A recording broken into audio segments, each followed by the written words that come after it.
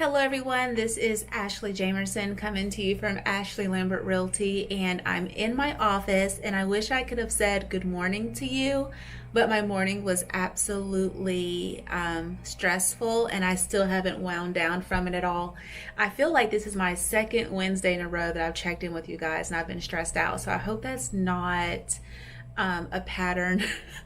Because I don't want to have stressful Wednesdays like every Wednesday. But it's 2:35 today. Looking at my planner, I was supposed to have a home inspection with one of my clients at 9 o'clock, and I had that penciled off from 9 until 11. That didn't happen. And then I was supposed to tour two homes in Locust, North Carolina, in the Whispering Hills neighborhood built by True Homes.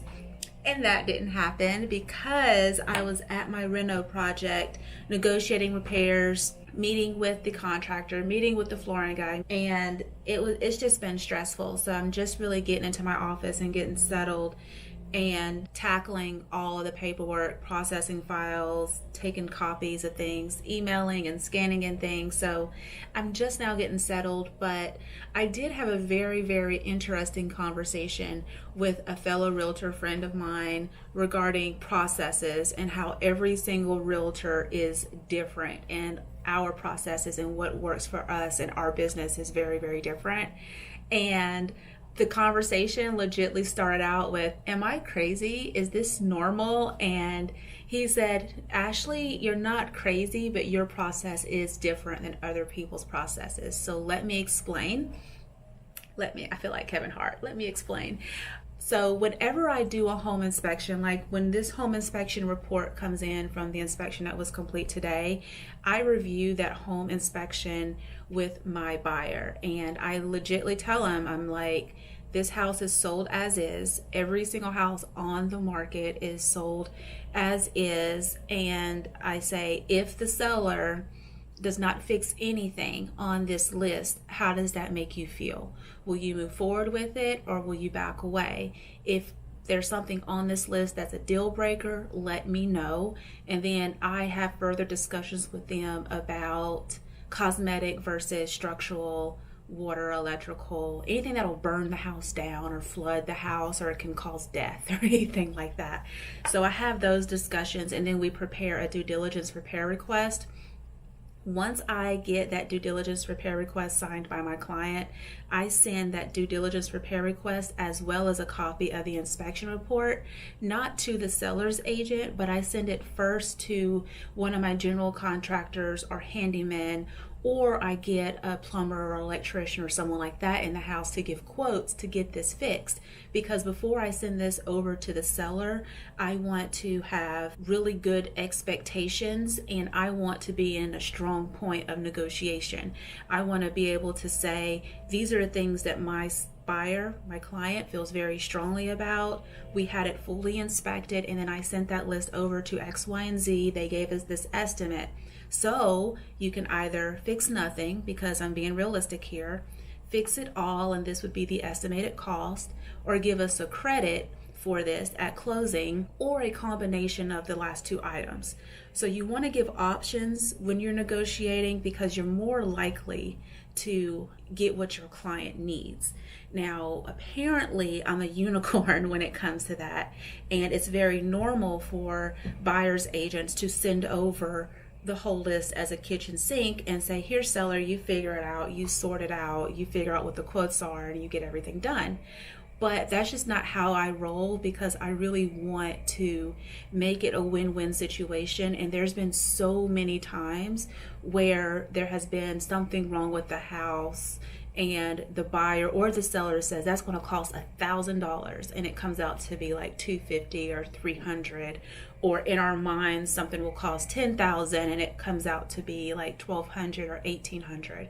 So it keeps everyone's emotions in check. And my client kept on asking me, he was like, how can I negotiate? I don't know how much it costs to fix it, and our due diligence period ends, and different time zones, and like, how do I work this out? So it was a lot of stress, and then thinking about it makes me stressed out again.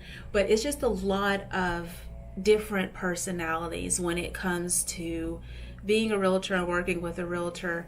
And I struggle with it. I mean, I've been in this business since 2006, and I thought it was normal the way that I do it, but my realtor friend told me that it's not. He said that even he sends the list over without getting it looked at by a general contractor or other services or other vendors and things like that. So I have to finish working. I really, really wish I could make like this long, awesome video and like show property and stuff like that today, but it's not. I'm going to be in my office. Like I said, it's like 2:30, almost 2:40 now. And I was really, really hoping to be able to take my daughter to ballet. So luckily my husband was able to get off work a little bit earlier and take her to ballet so I can finish up paperwork and update my notes of everything I jotted down while I was driving, and make sure that I'm giving good service to my other clients who are blowing me up today. And plan vacation. I need to plan a vacation. That's always the fix for anything, is you plan a vacation. So my daughter's Disney trip is going to come into fruition because it's going to happen sooner than February 2020. So once I get everything done, I'm going to look at Disney costs and get that situated. But yeah, it's just been a very interesting day, and I do feel like I may need to go to the gym and work out some of my stress, but a nice glass of wine may have to do. What is so funny is that Monday and Tuesday it was rainy and ugly. Today it's beautiful. So one of the things on my planner was to start my potatoes and to plant the mailbox flowers. You know, that little flower thing at the mailbox. I was supposed to do those two things today because it's beautiful, and tomorrow and Friday and Saturday and Sunday is calling for rain. And so the one day I have time, or I have the perfect weather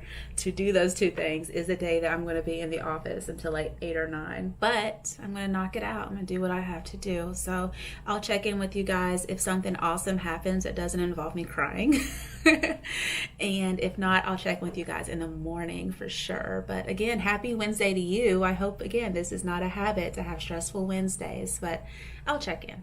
Hello everyone, and happy Thursday. This is Ashley, and it is 2 o'clock. I totally meant to check in with you guys first thing this morning, but my afternoon or my evening yesterday ended just as horribly as it started. I didn't get out of the office till like at least 7:30, almost 8 o'clock, which means I didn't really make it home in time to put my kids to sleep. So I do suffer from mom guilt a lot, especially days where I'm not really in control of my schedule, and my schedule is in control of me, and I end up working a lot later than I intend to. But I don't like bringing a lot of stressful work home, so I definitely wanted to stay in the office and get everything that I could get done at the office and not bring it home. With that said, this morning started out with me putting on gym clothes because I had to go to my reno project and start emptying out the garage. And you're like, hey, you're the realtor, you're not the owner. And it's like, I don't do this for every single client, but this specific client isn't here. So therefore there's things that sometimes need to be done and things that need to be cleared out, and it needs to be done now. So I would rather just take the initiative and get it done, which is why I don't like group work. Another little twerk of my personality. So I went over there and stuffed my car, my little red, up with $720 worth of tile and returned it for my client at Lowe's. And I was driving that car around, and I used to love my red Mercedes. It's so funny, but I'm so used to this minivan now. It's so like plush and comfortable, and plus my child seats are not in my Mercedes anymore. They're in this car, so I had to come home and switch it out and then give you guys an update. So yesterday was very stressful, and it boils down to 2 different personality types, 2 different methodologies. And I mentioned yesterday that I'm a little bit of a unicorn when it comes to things. I make sure things are super duper smooth, and so I over plan, and I sort of have it in a situation, or I'll work my files in a way that if this doesn't go right, I have an option or an answer to fix it. And that's just how I like to work, because I don't like surprises and I like to plan. So I can't expect other people to be that way. That's pretty much all I'm going to say about that. I'm really trying to stay positive and try to stay in a good mood.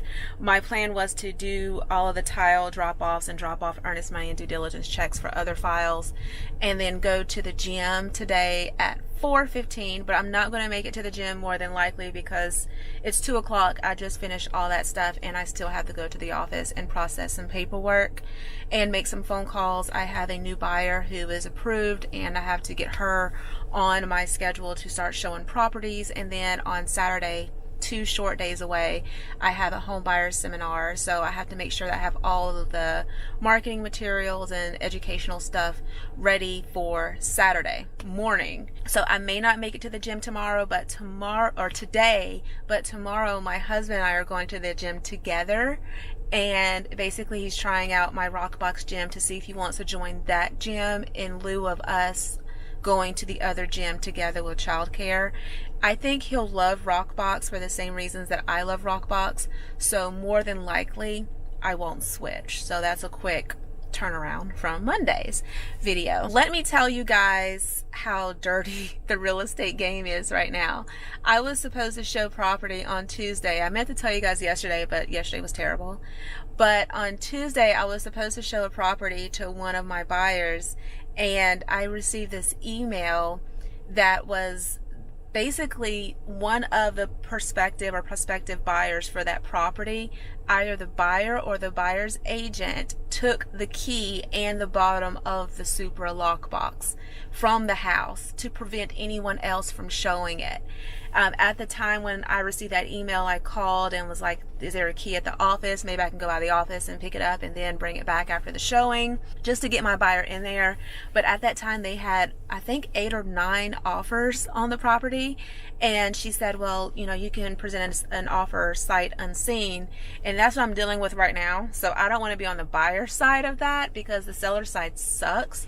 And so I presented that option to my client. She agreed that she didn't want to present an offer sight unseen and didn't really want to get tied up in that type of highest and best. When they reached back out to me to let me know that the key was there, they had over 20 offers. 20 offers on one house. Now, I don't know which one they went with. I don't know if that buyer even saw the property. I don't know if it's cash or anything. But just to let you guys know, if you're looking at anything under $274,000, which is like the Mecklenburg, Charlotte average, if you're looking anywhere below 274, you are going to have to put on your boxing gloves, and you are literally going to, if the house is beautiful and move-in ready, just be ready. I mean, to make a really strong offer, and not necessarily over. I told you in another video that I have a buyer who won highest and best because she met the other terms that the seller was looking for regarding due diligence and closing date and things like that, like being super flexible for the seller who had to find another home. But this market is crazy. If you're thinking about selling, there's a whole other cabbage patch of things that you need to remember when you're selling, and not to play that highest and best multiple offer game and then lose out when it comes time to appraisals. You need to be smart and be thoughtful and think about comps and things like that. This is crazy. So the plan for the rest of the day, I haven't eaten anything, and it's 2:14 now. I haven't eaten anything. I haven't drank anything since I was loading up tile. So I need to eat, I need to drink, I need to go to the office. I'll probably pick up my kiddos, but it's beautiful, guys. It's not raining. I was expecting it to rain today. So I'm going to be able to start my potatoes and plant my mailbox flowers today. And tomorrow, my little greenhouse cover for my 8x4 garden bed, well, one of my 8x4 garden beds, is going to be here, so I can like start planting. I'm so excited. So even if it rains tomorrow, I can start that. I don't mind gardening in the rain. But my 3 outlets for stress is quilting, gardening, and working out. So I'm going to be good. So no matter what happens tomorrow with my reno project, if it decides to do good, if it decides to go south, I'm going to be ready with projects and wine. So it's just been it's just been interesting just seeing how much things have changed since 2006, and even how different realtors' personalities are from one price range to another. I noticed that when my average sales price was around 180 or 190, everyone is so nice. You'll have like every now and then you have like a really mean agent, but overall everyone was so nice and so easy to work with. But once you get above 300, I'm telling you, some of these chicks are crazy. Some of the things they say, you're like, what? And then I think that sometimes I come off as a little bit younger, or I sound young, or maybe the natural hair throws people off or something, and they think they can test me. But I don't know. I think it's just gotten weirder in this higher price range. So when I bring my uniqueness, my unicorn collective personality to the table, they're like, what? You expect us to do our full due diligence before the due diligence period is over? And I'm like, yeah, that's why you put that date there. But I'm not going to rant. I'm going to stay in a good mood, knock out some things today. I need to eat. Lord Jesus, I need to eat something. I need to eat something, and then go pick up my babies.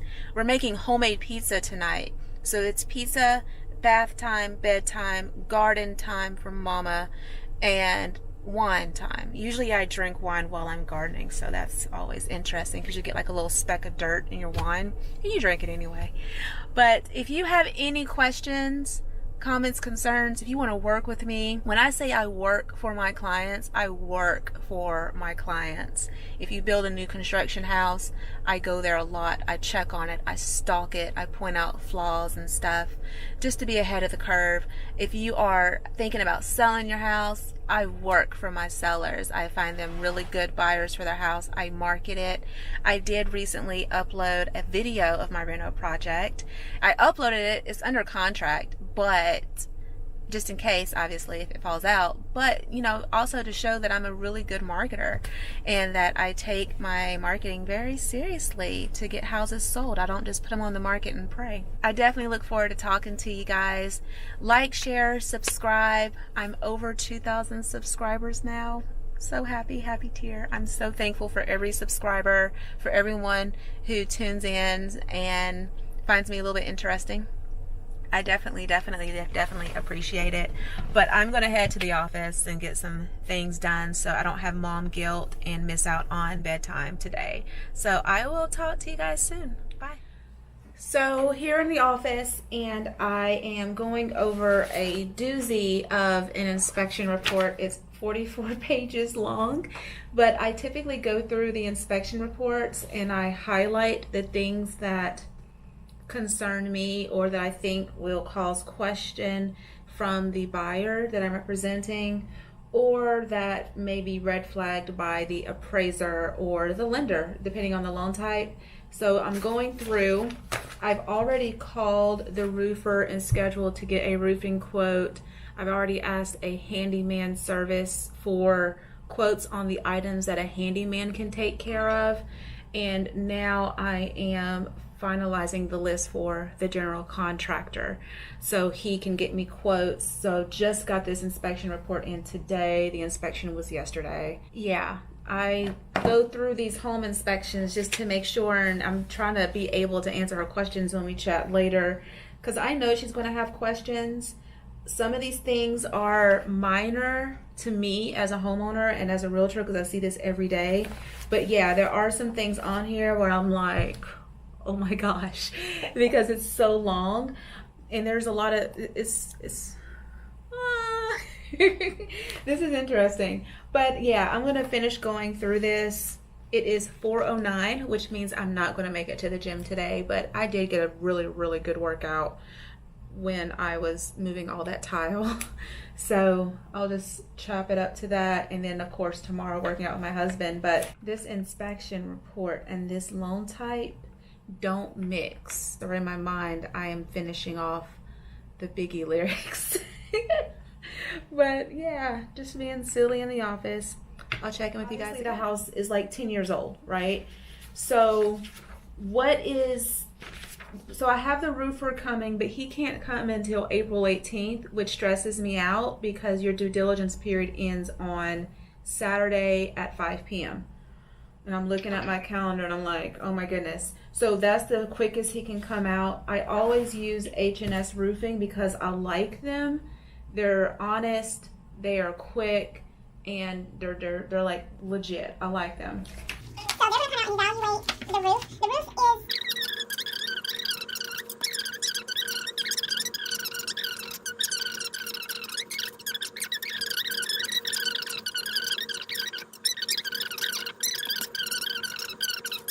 3.2 part 1. Latches are fine. Doors, easy fix. That's like a screwdriver. Then we get to this water heater, this gas water heater. That was them. Invoice for expansion tank. How much did that thing cost? It is a lot of stuff on here. Ceiling fan, it needs a light, apparently.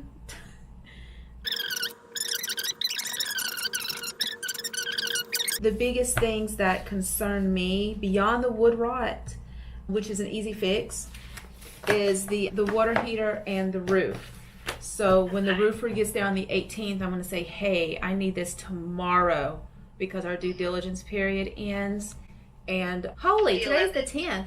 Yeah, the 11th. Oh my goodness. So yeah, I'll get on the ball first thing in the morning and getting the gas company and things like that out there this coming week just to make sure it's all good. But we'll probably get a NACA report tomorrow, the 12th, and we'll go from there. But it's not scary. When I look, so what it is the inspection report is like the first 22 pages with explanation. And then the summary, which is basically the same thing. right. But that freaked me out. I looked at it and I was like, this is a new format. Okay. And then you were on the phone and I was like, my silence is freaking her out too. So I wanted to make sure I went through it really good.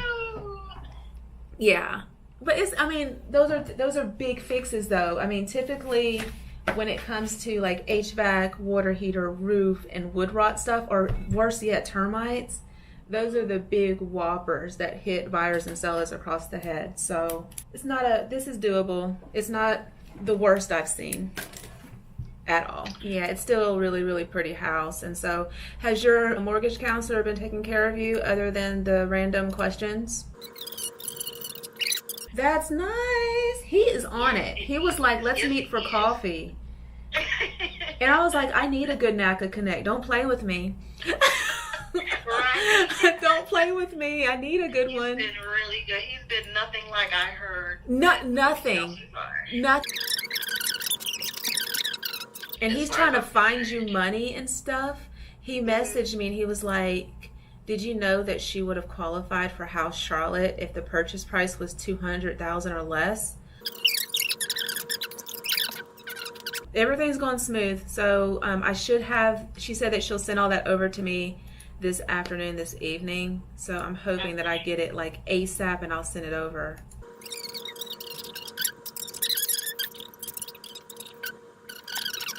Oh my gosh, this is like the best thing ever. Okay, I have prices. I'm so happy. I was literally waiting for prices and he said, I've already sent them to you.